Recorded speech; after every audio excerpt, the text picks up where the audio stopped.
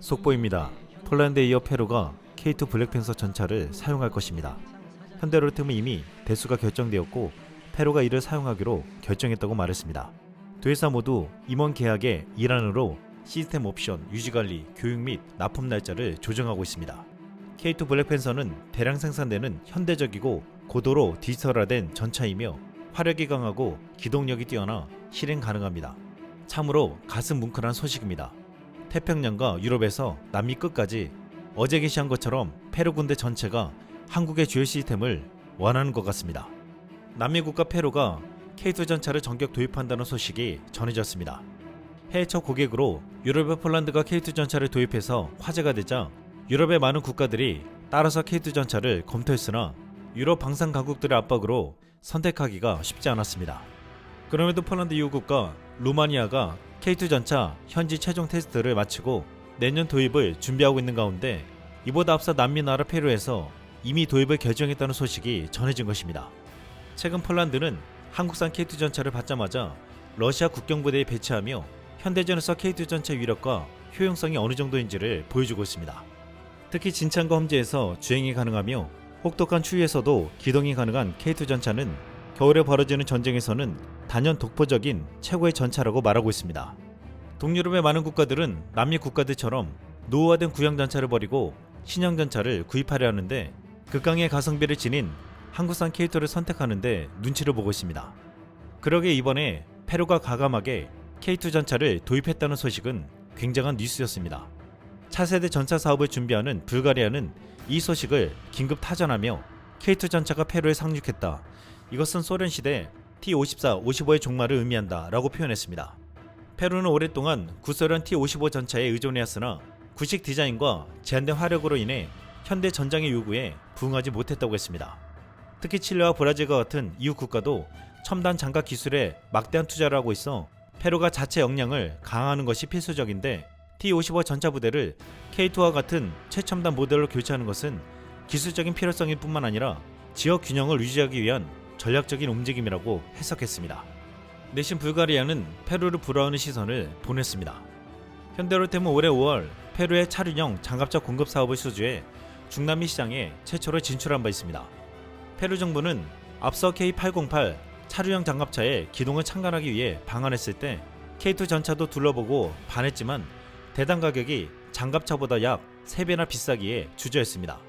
페루는 대테러 작전용으로 차륜형 장갑차를 수입했지만 K2 전차는 정규군용 고가 장비여서 쉽게 수입 결정을 내리지 못했습니다.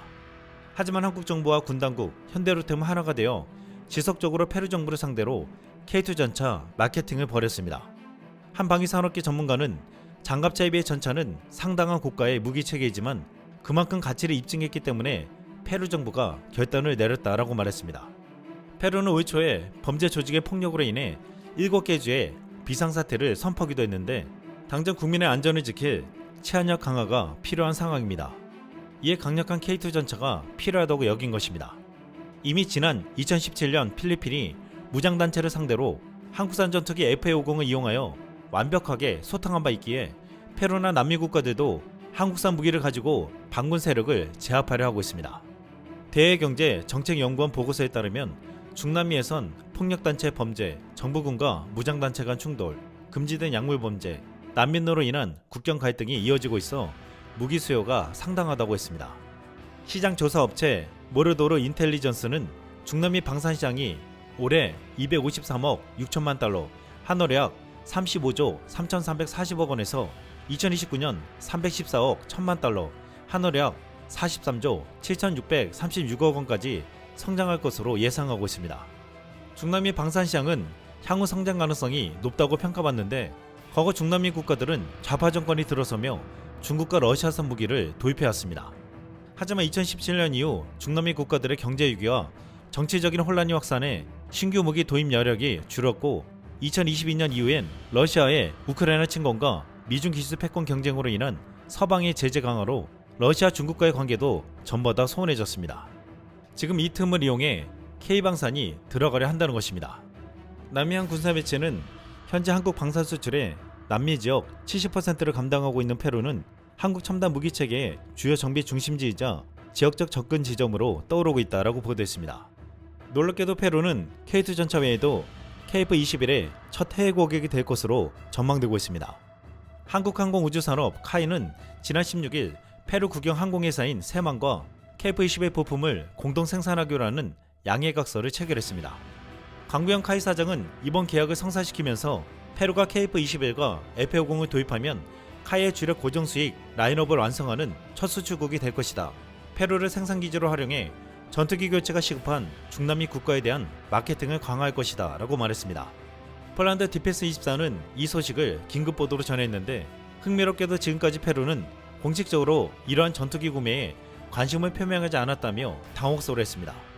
이것은 폴란드도 일찍이 KF-21 공동개발에 관심을 가진 바 있었기 때문에 갑자기 등장한 페루에 난색을 표한 것으로 보였습니다.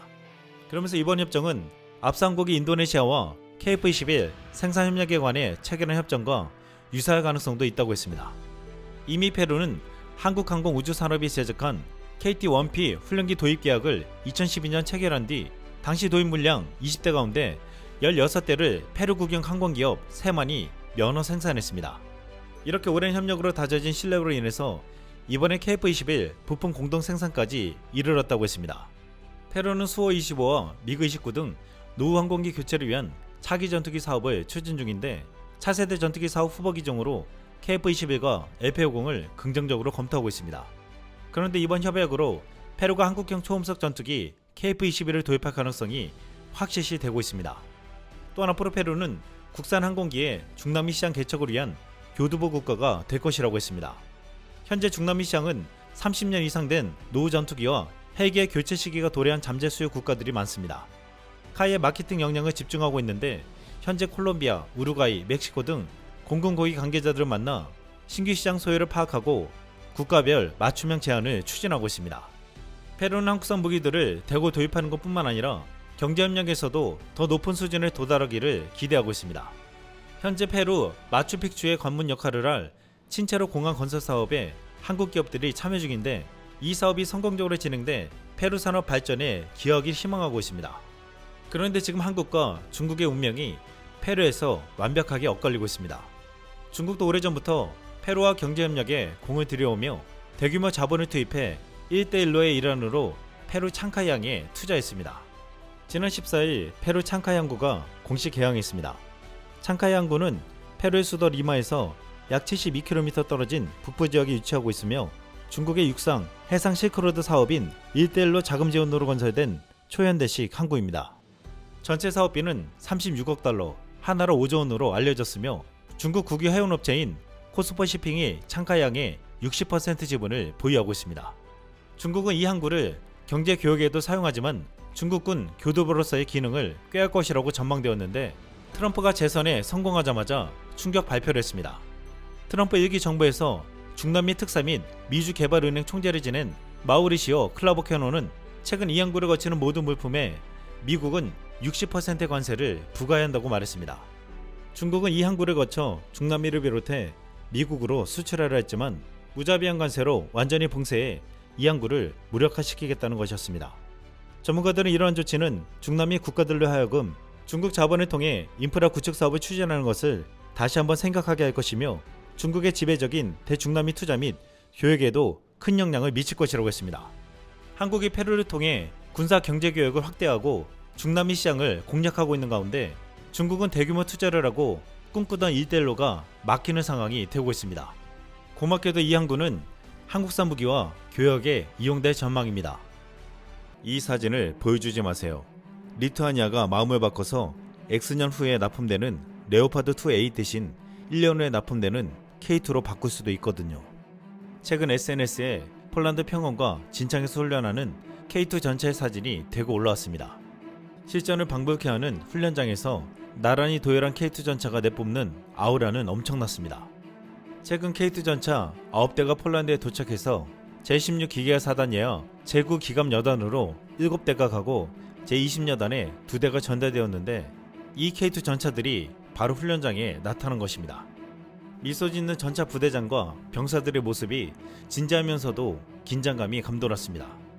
폴란드 제16 기계화 사단은 러시아 칼리닌그라드와 마주하고 있는 최전방 지역을 지키는 부대로 K2 전차와 K9 자주포가 가장 우선적으로 배치된 곳인데 지금 도착하는 K2 전차도 모조리 이곳으로 가고 있습니다. 폴란드를 비롯해 나토에서는 이 지역을 최전방으로 여기며 전략적으로 매우 중요하게 평가하고 있습니다. 이에 러시아에 대항하는 나토 전방 전개군도 이곳에 주둔하고 있습니다. 최근 제16 기가사단은 코드명 투막 24로 부대를 총동원해 최대 규모의 전술훈련을 시작했습니다. 이번 훈련은 고급 전술 시나리오와 시뮬레이션 기술을 사용하여 실제 충돌에 최대한 가까운 조건을 가지고 벌인다고 했습니다. 이 훈련은 정말 실제 전쟁처럼 하고 있는데 그 이유는 최근 러시아가 이곳을 공격할 수도 있다고 발언했기 때문입니다. 지난 19일 우크라이나가 미국이 제공한 장거리 전술 탄도미사일 에이테크스로 결국 러시아 본토 타격을 감행했습니다. 러시아 국방부는 우크라이나가 브란스크주 군사시설 미사일 6발을 발사했으며 이 가운데 5발을 요격했다고 밝혔으나 거짓말임이 드러났습니다. 로이터 통신 등 외신에 따르면 우크라이나는 19일 새벽 러시아 브란스크주의 무기고를 향해 에이테크스 8발을 발사했다고 했는데 이 가운데 2발은 러시아 방공망에 요격되었으나 나머지 6발은 목표물을 타격한 것으로 전해졌습니다. 적잖게 타격을 입은 것이 확실합니다.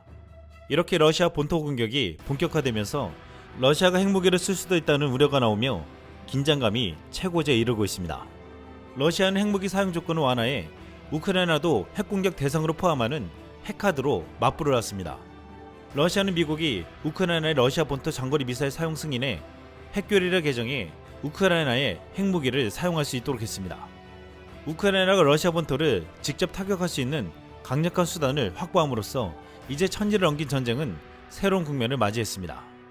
하지만 미국 매시 밀러 국무부 대변인은 푸틴의 핵무기 위협에 불행히도 놀라지 않는다고 밝히며 이번 정책 변화는 러시아 위선을 부각할 뿐이라고 일축했습니다. 러시아는 개전 초부터 끝없이 핵무기 사용 위협을 했는데 이번에도 선전에 지나지 않는다는 것입니다. 실제로 러시아가 쉽게 핵무기를 쏠 수는 없을 것이라고 하면서도 주목할 만한 러시아 유력 인사의 발언이 나왔습니다. 러시아의 드미트리 메드베데프 국가안보회의 부의장은 나토 동맹국의 미사일 사용이 러시아에 대한 침략으로 간주될 수 있음을 경고하며 우크라이나와 나토 주요 시설에 대한 보복 공격을 감행했다고 말했습니다. 많은 이들이 러시아에 대한 나토 주요 시설이 러시아 국경 지역의 국가들에게 분포되어 있는데 폴란드와 발트 3국, 에스토니아, 라트비아, 리투아니아가 러시아의 공격 대상이 될 수도 있다고 보고 있습니다. 여기서 폴란드에서 투막 24 훈련을 하며 등장한 K2 전차를 보고서 K2 전차 대신 레오파드2 전차를 계약한 리투아니아가 큰 후회를 하고 있을 것이라는 말이 나왔습니다. 당장이라도 러시아가 공격해 올 수 있기에 즉시 전력이 필요한데 폴란드는 K2 전차를 빠르게 인도받아 배치했지만 리투아니아는 레오파드 전차를 주문해 언제 받을지 모르는 상황이기 때문입니다. 또한 지난해 K2 전차를 탈락시키고 정치적인 이유로 독일 레오파드2를 구매한 노르웨이도 러시아와 국경을 마주하고 있기에 러시아 공격에 대한 불안감이 커지고 있습니다. 비슷한 시기에 전차를 주문한 폴란드는 이미 K2 전차 71대를 받아 전력화시켰고 한 달 안에 13대를 더 받게 됩니다. 반면 노르웨이는 레오파드2 전차를 아직까지 단 한 대도 받지 못했습니다. 최근 한 글로벌 군사 매체는 폴란드가 러시아 국경에 배치된 첨단 한국산 K2 전차를 모스크바가 우려하는 이유에 대해서 집중 분석해 기사를 내놨습니다. 이 매체는 러시아 칼리닝그라드 근처에 K2를 배치하는 것은 러시아의 심각한 우려를 불러일으킬 수 있는데 이 지역은 나토군에 둘러싸여 있고 러시아 본토와 단절되어 있기 때문이라고 했습니다. 폴란드는 지난 8월부터 러시아와 벨로루시 국경에 있는 폴란드군을 3배로 늘리며 K2 전차를 인수하는 것과 더불어 한국의 K9 자주포와 천무 로켓포 등 한국산 무기를 이곳에 대거 배치했습니다. 폴란드 유럽에서는 러시아가 공격을 해온다면 지금 폴란드가 K2 전차를 앞세워 칼리닝그라드를 쉽게 함락시킬 수 있다고 말하고 있습니다. K2 전차는 러시아의 최전선 전차 부대의 대부분을 차지하는 T-72보다 압도적인 성능 우위를 가지고 있으며 러시아의 최전선 전차 중 가장 성능이 뛰어난 T-90M조차도 K2에 대응하기 어려울 정도라고 했습니다. K2는 러시아가 이전에 국경 근처에 배치한 다른 모든 전차보다 성능이 훨씬 뛰어나기 때문에 이 전차가 폴란드로 가자마자 1991년 소련 붕괴 이후 러시아 안보에 가장 위협적인 무기가 되었다고 말했습니다. 러시아 우크라이나 전쟁이 발발한 후에도 러시아 기갑부대의 미래 발전은 매우 불확실한 반면 폴란드가 도입한 K2는 무장과 방어력을 더 강화시킨 버전으로 진화되고 지금도 업그레이드가 개발되고 있습니다. 무려 K2 전차 1000대를 도입해서 나토 최고의 기갑부대를 완성하겠다는 폴란드에 러시아는 감히 지상 전력으로 붙을 엄두를 낼 수 없다는 것입니다. 글로벌 매체 더 디플로맷은 K2가 유럽에 도입되면 지상군의 힘의 균형이 바뀔 가능성이 있으며 특히 서방과 바르샤바 간의 긴장이 고조되는 가운데 러시아 안보에 심각한 영향을 미칠 가능성이 있다고 말했습니다. 특히 K2가 공급되는 속도는 폴란드가 이웃 국가의 군대를 강화시킬 수 있는 능력에 직접적인 영향을 미친다고 했습니다. 그러면서 이는 생산 중인 위랑 서방 전차인 독일의 레오파드2와 미국의 M1 에이브람스와 대조되는데 이 전차의 고객은 납품이 시작되기까지 몇 년을 기다려야 한다고 말했습니다. 특히 지상 장비에 있어서 한국의 방위산업 기반은 여러 측면에서 세계에서 가장 건강한 나토호환 무기를 생산하고 있어 서방 블록의 전반적인 전투력에 굉장히 귀중하다고 했습니다. 지금 K2 전차는 폴란드에 이어 예상치 못한 남미 페루가 도입을 선언해서 화제가 되고 있는데 도입을 검토하고 있었던 체코, 오만, 인도 등에서도 움직임이 빨라지고 있습니다. 또한 중동에서 노교체 수요가 상당한데 사우디 510대, 이라크 300대, UAE 300대 정도입니다. 이를 다 합하면 1110대나 되는데 이들 국가가 지금 K2 전차를 가장 유력한 후보로 지목하고 있습니다. 한국은 K2 전차의 심장, 파워팩 중 변속기를 국산화시키면서 중동 국가에도 자유롭게 수출이 가능해졌습니다. 지난해 카이가 FA50 1000대 수출이라는 꿈같은 목표를 제시했는데 이제 K2 전차는 2000대 수출이라는 더 큰 목표를 세울 수 있게 되었습니다. 러시아가 유럽에 대해 공격 위협을 가하자 많은 유럽국들이 한국산 무기를 대거 도입해 빠르게 배치한 폴란드를 바라보며 지금 이런 반응이 나오고 있습니다. 핀란드를 잊지 마세요. 폴란드보다 몇 년 앞서 핀란드는 K9 썬더 155mm 자주포를 계약하여 많은 수를 받았고 이는 한국을 세계에서 가장 강력한 군대로 만드는데 도움이 되었습니다. 저는 우리의 동맹국 한국을 사랑합니다. 한국인들은 군사 장비를 정말 빨리 생산할 수 있습니다. 그들은 반도체를 생산하여 조선산업기지를 만들고 초강대국을 만들 수 있습니다. 이런 배달 속도는 한국이 프랑스와 독일을 모두 굴욕시킬 것이다. 세계적인 강국이자 선한 영향력을 행사하는 국가 고맙습니다. 한국. 사우디아라비아의 K239 천무 발사대에 이제 한국의 히템 290 탄도미사일이 장착되었다. 전술 탄도미사일을 탑재한 K239 장거리 미사일 체계가 사우디아라비아에서 처음으로 포착됐다. 지난 주말 사우디에서 중동형 K239 천무가 등장해 화제가 되었습니다. 사우디 현지에서는 국경일 기념 기간 중 5개 도시에서 K239 천무가 대량 발견되었다 라고 말하며 사우디에서는 히템 290이 달린 K239 천무 사진이 연이어 올라왔습니다. 이 중동형 K239 천무가 처음 목격된 것은 폴란드 대통령이 하나 에어로스페이스 공장을 방문했을 때인데 당시 보았던 중동형 K239 천무가 드디어 사우디 거리에 나타난 것이었습니다. 한 중동 군사 매체는 K239 천무는 한국의 첨단 무기고의 일부이며 사거리가 290km의 CTM-290 전술탄도 미사일을 포함한 다양한 미사일을 발사할 수 있다고 했습니다. 폴란드와 함께 UAE와 사우디아라비아는 K239 천무 사용자이며 대량으로 CTM-290 탄도미사일을 사용할 계획이라고 했습니다. 하나에서 KT-SSM-2 블록3가 CTM-290이 될 것이라고 말했는데 이는 한국 육군에서 미국의 에이테크스를 대체할 가능성이 높다며 사우디, UAE 등 중동 현지에서는 큰 기대를 걸고 있습니다. 이번에 최초로 290km를 날아가는 CTM-290이 탑재된 천무를 보았으나 이미 중동형 천무에 500km의 미사일을 수출한다는 보도가 나왔기에 더욱더 큰 관심이 쏠렸습니다. 500km가 넘으면 사우디에서 페르시아만을 가로질러 이란 본토를 직접 타격할 수 있기 때문입니다. 아미 레코그니션은 CTM-290 전술탄도 미사일로 구성된 사우디아라비아의 K239 천무가 발견된 것은 이 왕국의 군사력이 상당히 향상되었음을 보여준다고 했습니다. 또한 이러한 발전은 사우디아라비아의 방위 인프라를 강화할 뿐만 아니라 더 강범위한 지역 안보 구조에도 기여하며 중동에서 안정과 억제력을 유지하려는 의지를 반영한다고 했습니다. 사우디에서 K239 천무가 등장하며 이란에 대해서 경고하고 전력을 과시하려는 목표가 있다고 했는데 특히 500km로 늘어난 사거리는 이란에게는 큰 두려움을 주고 있다고 했습니다. 그런데 지금 우크라이나 상황에서 사거리 500km로 늘어난 천무가 큰 주목을 받고 있습니다. 지난 17일 미국 바이든 대통령이 충격 발표를 했습니다. 우크라이나의 사거리 약 300km인 에이테컴스 미사일로 러시아 영토의 표적을 공격하는 것을 전격 허가한 것입니다. 우크라이나는 그동안 미국 무기를 러시아 내부에 있는 군사시설 등을 공격하게 해달라고 거듭 요청해왔으나 미국은 확전을 우려해 불허해왔습니다. 미국은 이번 미사일 허용은 우크라이나 전에 북한군이 투입되었기 때문이라고 밝혔습니다. 러시아는 북한군을 포함한 5만 명의 병력으로 대규모 공세를 벌일 채비를 하고 있습니다. 트럼프 대통령 당선인 취임을 앞두고 이뤄진 이번 조치는 우크라이나 전선 방어를 위해서입니다.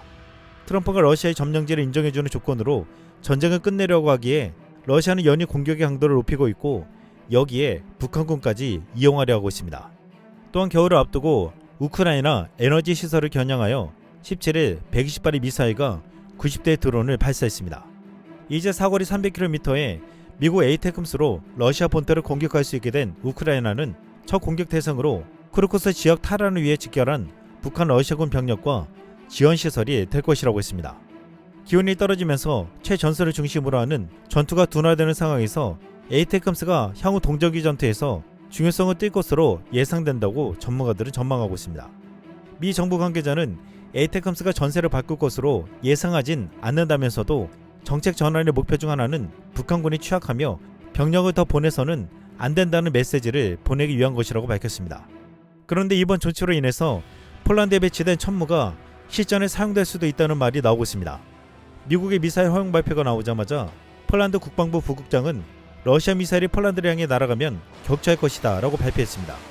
러시아의 대대적인 우크라이나 미사일 공격이 펼쳐지고 있는데 러시아 본토에 대한 공격이 벌어지면 공방전이 더 격화될 것으로 보고 있습니다. 최근 러시아 목표물이 폴란드 국경에서 최대 수십 킬로미터밖에 떨어져 있지 않다며 폴란드에서는 폴란드 쪽으로 날아오면 격추하겠다고 말하고 있습니다. 또한 폴란드 영내로 러시아 미리 날아온다면 이를 선전포고로 여기고 폴란드도 반격을 할 것인데 여기에 최근 사거리 500km까지 허용된 한국산 K239 천무 미사일이 그 위력을 발휘할 것이라고 했습니다. 최근 미국이 한국에게 최대 500km급 미사일 수출이 가능하게 허용해준 것은 놀라운 의미와 전략이 있다고 했습니다. 현재 전 세계에서 대량 생산해 이 같은 미사일 수출이 가능한 나라가 한국밖에 없기에 한국에게 특혜를 줬다는 말이 나오고 있습니다. 이는 미국이 러시아, 중국을 동시에 견제하려는 목적이 있다는 것입니다. 폴란드 사거리 500km에 천무가 배치되어 공격한다면 러시아 칼리닝그라드, 벨로루시, 러시아 국경까지도 공격할 수 있게 됩니다. 전문가들은 향후 사거리 500km급 천무 최신형의 수출이 본격화되면 북유럽과 동유럽 국가들이 대거 도입하게 될 것으로 예상된다며 이렇게 될 경우 나토에서 서유럽 국가들의 입지가 대폭 줄어들게 될 것이라고 말하고 있습니다. 미국은 말 많고 국방비에 돈을 쓰지 않는 독일 및 프랑스 등 서유럽 국가들을 버리고 북유럽과 동유럽 국가들만 챙길 수 있게 된다는 것입니다. 또한 이렇게 되면 필리핀 해군에게 수출되는 3,000톤급 잠수함에 500km급 SABM을 장착할 수 있게 된다고 했습니다. 필리핀 최북단 이빠야섬에 사거리 500km급 천무 최신형을 배치하면 홍콩, 선전, 샤먼 등 남중국해에 접해 있는 중국 연안 도시들을 폭격하는 것이 가능하게 된다고 했습니다. 또한 대만 전체가 타격권에 들어오므로 중국군의 대만 상륙 시 필리핀 육군이 천무 최신형으로 중국군을 포격할 수 있게 된다고 했습니다. 즉 한국산 무기가 북유럽부터 동유럽, 중동 아시아 전역에 배치되면 러시아, 중국은 숨을 쉴 수가 없게 된다고 말하고 있습니다. 또한 국내에서는 휴전선에 500km급 천무를 배치하면 북한 유사시 쳐내려오는 중국군을 섬멸할 수 있다고 했습니다. 이렇게 한국은 중국, 러시아 등 전세계 평화를 위협하는 나라들을 막아낼 무기를 공급할 수 있는 유일한 국가로 위상이 높아지고 있습니다. 이상 쓸망이었습니다.